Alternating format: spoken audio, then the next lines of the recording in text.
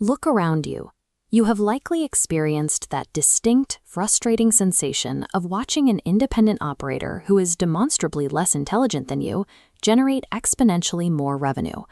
Are they secretly a baseline genius, or is your entire operating equation shattering? The reality is often exactly what it looks like. Most people operate under the comforting myth that a high traditional IQ is the definitive prerequisite for raw capital accumulation. In the real market, intelligence is frequently the exact psychological trap keeping a ledger frozen at zero. We are systematically trained by institutional academia to believe that securing elite grades, accumulating advanced degrees, and maximizing technical knowledge programmatically translates into financial sovereignty. If that linear calculation held true, the apex of the global wealth grid would be populated exclusively by tenured researchers and academics. Instead, we see an entirely different reality on the ground. Consider Richard Branson. He struggled with severe dyslexia and abandoned secondary education with zero formal credentials. By bypassing the need for perfect theoretical information, he launched high-velocity corporate engines across aviation and aerospace, compounding a multi-billion-dollar net worth. Compare that to Nikola Tesla. He commanded an intellectual monopoly, engineering the alternating current infrastructure that underwrites the entire modern electricity grid. His intellectual property alone possessed the mathematical volume to manufacture the largest private fortune in history, yet he died completely insolvent. Tesla possessed the ultimate technical intellect, but he lacked basic business execution software.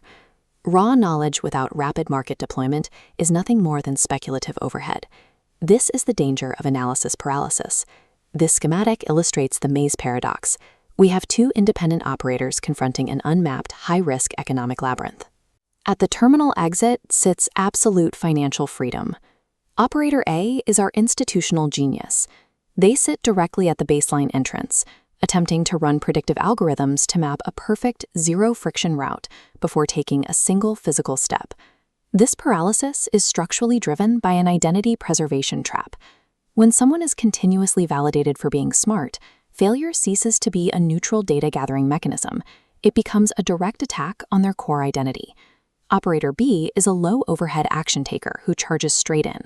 They take repetitive horizontal failures and bounce off walls, but every time they collide, they gather an immediate real-world data node, eliminate that unoptimized variable, and execute an alternative route. Through pure iterative momentum, Operator B continuously reduces the distance to the goal. A willingness to look foolish and erase friction loops provides the ultimate market edge over a fragile ego. Ideas function merely as raw seeds that yield exactly zero return until they are planted beneath high-velocity execution. Jeff Bezos did not invent the concept of electronic commerce. He dominated because he executed the digital logistics model with lower operational friction than anyone else on the board. Execution is not a genetic personality trait. It is a clinical, trainable skill built exclusively through the programmatic repetition of immediate action. To amplify this execution, you must install the social IQ matrix. Traditional technical intelligence allows an employee to solve siloed mathematical problems for a linear salary. Meanwhile, social intelligence commands global capital gravity. Look at the operational model of Steve Jobs. He was not Apple's premier hardware engineer or full-stack software coder. His leverage sat in vision casting, human capital coordination, and persuasion mechanics. Institutional venture capital does not deploy multi-million-dollar checks into isolated spreadsheets. Wealth is systematically constructed on your ability to shape public opinion and convince human networks to execute your vision.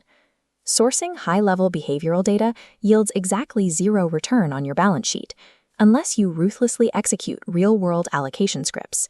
Your strategic directive depends on one core variable, your current liquid capital.